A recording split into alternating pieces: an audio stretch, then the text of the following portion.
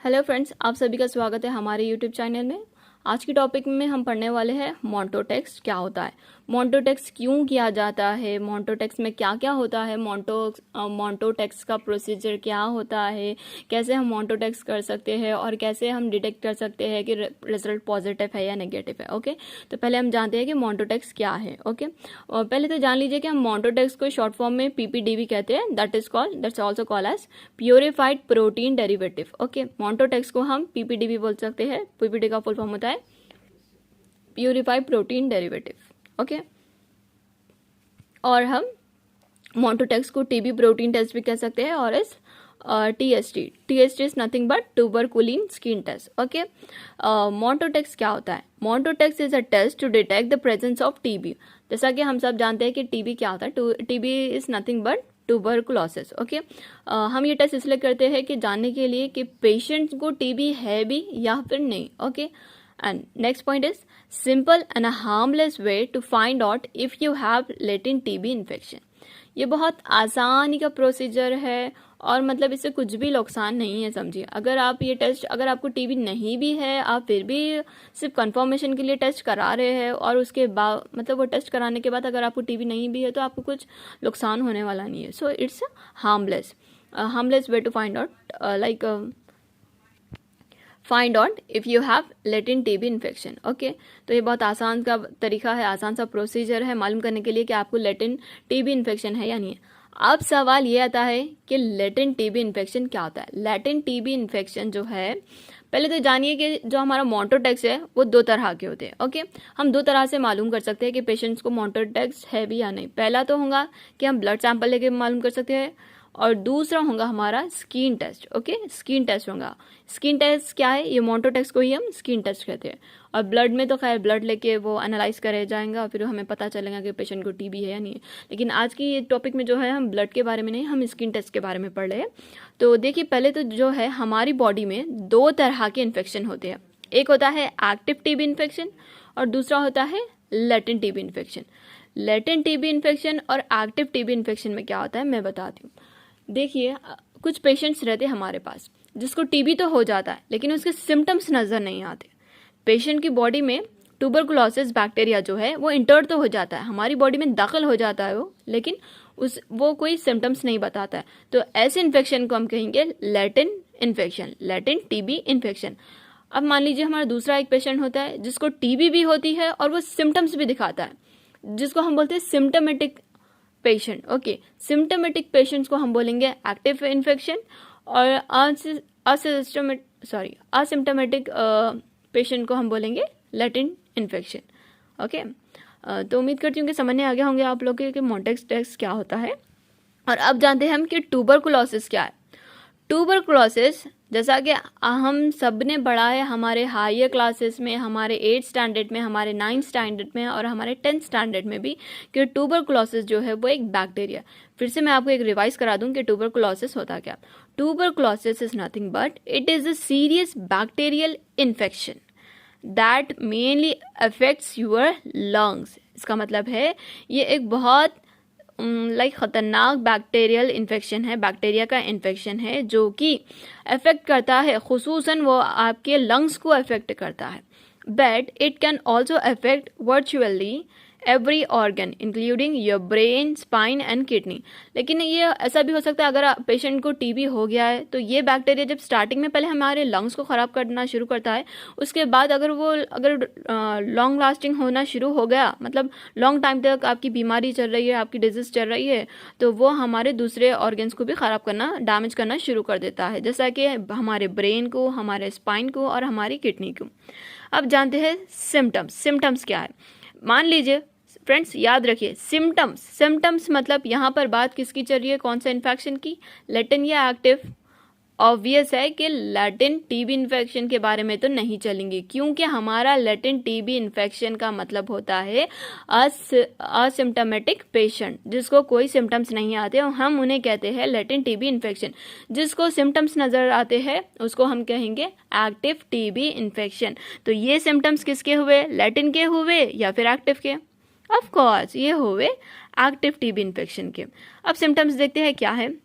Bad cough, lasting longer than 2 weeks. Okay, इसका मतलब बहुत बुरी तरीके से खांसी आना, जिस पेशेंट्स को आती है ना अंदर से खुरा खुरा के, मतलब वो खांसते हैं, अपना चेस्ट पकड़ के खांसते हैं, बहुत लंबा लंबा करके खांसते हैं, तो वो खांसी नॉर्मली, अगर नॉर्मल फीवर वही हुआ तो हमको 1 वीक तक रहेगा, या फिर 4-5 दिन के अंदर सॉर्ट आउट हो जाता है हमको, या फिर हम रिलैक्स हो जाते हैं मेडिसिन लेने के बाद। लेकिन ये जो हमारी खांसी रहेंगी वो 2 हफ्तों से ज़्यादा तक चलेगी, और जो कि बहुत बुरी रहेंगी। That's called bad cough lasting longer. Okay, उसके बाद आएगा सेकेंड पॉइंट, हमारा सेकेंड सिम्टम रहेगा pain in your chest.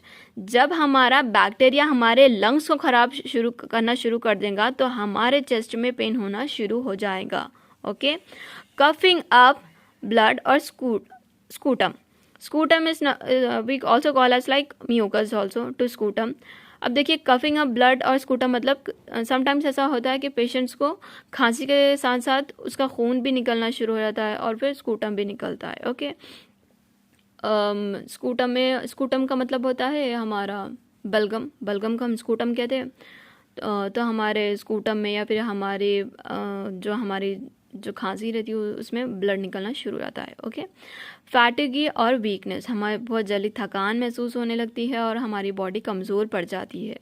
Loss of appetite, हमें भूख नहीं लगती है, भूख मिट जाती है हमारी। अनएक्सप्लेन वेट लूज, और हमारा वेट भी इतनी जल्दी जल्दी उतरना शुरू होता है कि हमें समझ नहीं आता कि हमारे बॉडी में एक्चुअल हो क्या रहा है। ये और होती है हमारे को फीवर भी हो जाता है। Chills and fever and the night sweats, हमें बुखार जल्दी चढ़ता है और हमारी बॉडी ठंडी पड़ जाती है और पसीने पसीने घाबरे पड़ जाते हैं। और नाइट स्वेट्स का मतलब है जब हम रात में सोते हैं तो हमारी बॉडी पूरी लाइक चिल्ड होके बहुत ज़्यादा से ज़्यादा पसीने जाना शुरू हो जाते हैं। तो ये सारे के सारे सिम्टम्स थे टीबी इन्फेक्शन। कौन से? लैटिन या एक्टिव? ऑब्वियस है ये एक्टिव टीबी इन्फेक्शन है। अब नेक्स्ट हम जानेंगे कि इसका प्रोसीजर कैसा आता है। ओके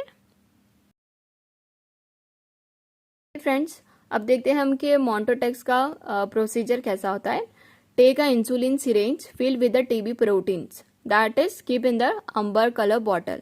मतलब इंसुलिन, वो जो इंसुलिन शुगर पेशेंट्स को हम इंजेक्शन देते हैं ना, वो पतला वाला सा सिरेंज, उसे हम कहते हैं इंसुलिन सिरेंज। वो होता है 0.1 ml का। ओके, तो वो वाला सिरेंज हमें लेना है और उसके अंदर हमें टीबी प्रोटीन लेना है जो कि अम्बर कलर बॉटल में रखे हुआ होगा। ओके, फिर हमें select the site for injection is dorsal surface of the forearm about 4 centimeters below the elbow joint। जो आपकी कोनी होती है ना एल्बो जॉइंट के 4 सेंटीमीटर नीचे वो जो डॉर्सल सरफेस होता है वो उससे हमें सेलेक्ट करना पड़ेगा।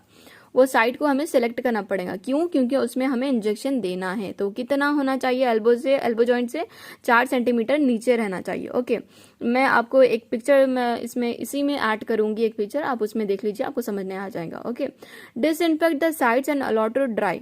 अब हमें वो जो साइड हमने सेलेक्ट करा है जहां पर हमें इंजेक्शन देना है वहां पर हमें उसे डिसइंफेक्ट करना है। या फिर आप गॉग पीस ले सकते हैं या स्प्रेड ले सकते हैं या फिर कॉटन से आप कुछ भी लेके आप उसे स्टेरलाइज कर लीजिए वो एरिया को और उसको सूखने के लिए रख दीजिए कुछ सेकंड्स के लिए। उसके बाद using 27 G needles and inject the PPD। PPD is nothing but remember PPD is, I already said you that, मैंने आपको पहले ही बताया था PPD का मतलब होता है purify protein derivative. Okay, intradermally. तो हमें 27 G का जो निडल है वो इंसुलिन को लगाकर वो जो PPD है, PPD जो है हमारा प्रोटीन, टीबी प्रोटीन है। Okay, PPD, TB, tuberculosis, Monte and PPD is one thing only. ये तीन को हम PPD मोंटो कह सकते हैं, मोंटोटेक्स। तो ये जो PPD का जो हमारा प्रोटीन रहेगा हम इंजेक्शन में लेंगे और लेके 27 का नेडल लगा के हम हमारे हाथ में मतलब इंजेक्ट करेंगे। Small volume of swelling is observe. अब सपोज देखिए ये हमारा हाथ है, तो जब हम इंजेक्ट करेंगे यहाँ से तो हमारे हाथ पे एक छोटा सा स्वेलिंग हमें नजर आएगा। Okay, mark the area of injection with indicator. फिर वो जो अब मान लीजिए कि आपका ये हाथ है। ओके, अभी बताती हूँ मैं, आपका हाथ है, ये आपका हाथ है। ओके, ये आपका हाथ है, आपने सिरेंज से यहाँ पर आप इंजेक्ट कर दिए तो यहाँ पर आपको एक स्वेलिंग नज़र आएंगी। ओके, तो इंडिकेटर जो कहते हैं, एक मोनोटेक्स के साथ एक छोटा सा स्केल आता है, पेपर स्केल या फिर वाटे का स्केल होता है, तो उसे आप मेजर कर सकते हैं, छोटा स्केल होता है। या फिर आपका अगर आपके लैब में इंडिकेटर्स है रखे हुए तो आप वो स्केल्स भी यूज़ करके देख सकते हैं। तो एक छोटी स्वेलिंग नज़र आएगी हमें, तो उसे सर्कल कर लेना है पहले, तो हमें कर लेके उसका मेजरमेंट लेके उस पर हमें लिख देना पड़ेगा कि कितना सेंटीमीटर का हो रहा है या फिर स्वेलिंग कितनी आ रही है। Okay, then mark the area of injection with the indicator मतलब स्केल से ही। Okay, read the results after 48 to 72 hours for in duration. अब उसके बाद हमें रिजल्ट्स कब लेना होगा, अब उसका रिजल्ट हम लेंगे 48 से 72 आवर्स के बाद। तो हमें पेशेंट को कहना पड़ेगा कि आप 48 to 72 मतलब 2 से 3 दिन के बाद आइए, आके फिर से हमें आपका हाथ बताइए। तो अब उसके बाद फिर हम चेक करेंगे कि स्वेलिंग आई है या नहीं आई है। अगर स्वेलिंग आएगी तो कितने सेंटीमीटर्स पे, कितने mm पे हमें मालूम पड़ेगा कि पॉजिटिव रिजल्ट है या नेगेटिव रिजल्ट है, तो उसे हमें मेजर करना पड़ेगा। अब रिजल्ट्स में जानते हैं, पहले आप ये देख लीजिए कि इंजेक्ट कहाँ पर करना है। ये आपका स्किन है। ओके, ये आपका हाथ है।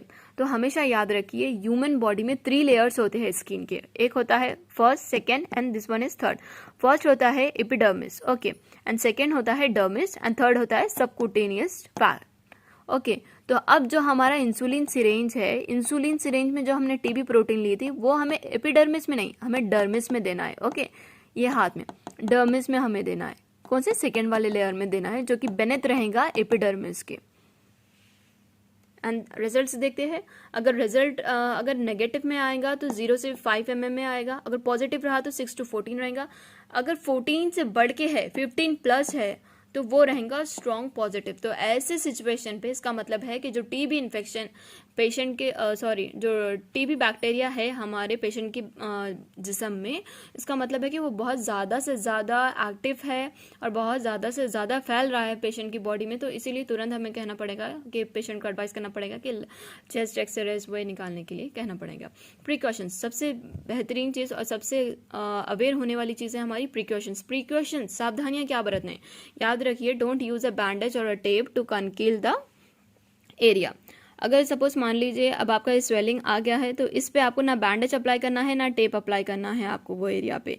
Take care not to scratch और रब। और मतलब एक चीज़ का ध्यान ये भी रखना है कि आपको खुजाना भी नहीं है और उसको लगड़ना भी नहीं है। Okay, use a cold cloth on the irritating spot if itching. अगर आपको खुजली हुई तो नाखून नहीं लगाना है ना आपको हाथ लगाना है। एक ठंडा सा कपड़ा मतलब ऑब्वियस हमारा कॉटन क्लॉथ जो होता है वो ठंडा रहता है, तो वो लेकर थोड़ा यूज़ कर सकते हैं अगर खुजाना बहुत ज़्यादा हो रहा है तो। अदरवाइज आपको हाथ लगाने की और नाखून लगाने की कुछ भी ज़रूरत नहीं है। You can wash and dry your arms gently. आप इसे धो भी सकते हैं और उसे सुखा भी सकते हैं, ये एरिया को जहाँ पर आप इंजेक्ट करें, लेकिन आप इसको खुजा नहीं सकते। ओके, और आप इसको रब नहीं कर सकते, सिर्फ इसको हल्का सा वॉश कर सकते हैं। और एक चीज़ का ध्यान रखिए फ्रेंड्स के ये जो हमारा टीबी है एक पेशेंट से दूसरे पेशेंट को फैलने के बहुत ज़्यादा चांसेस होते हैं। जैसा कि आपने टवल यूज़ कर लिया या फिर आप लोग हग करते हैं या किस करते हैं या तो फिर एक दूसरे के क्लोज शेयर करते हैं, और ये एयर के थ्रू ट्रांसफर हो सकता है। It's like a virus, it can spread from one person to another. Okay, तो ये चीज़ का प्रिकॉशन लेना बहुत ज़्यादा ज़रूरी है। ओके, सो फ्रेंड्स, आज की हमारी वीडियो यहीं ख़त्म होती है। उम्मीद करती हूँ मैं कि आपको हमारा ये जो वीडियो है बहुत पसंद आएगा। अगर आपको ये मेरा वीडियो पसंद आए तो please don't forget to subscribe, like and share my video. Let's meet in the next video. Bye.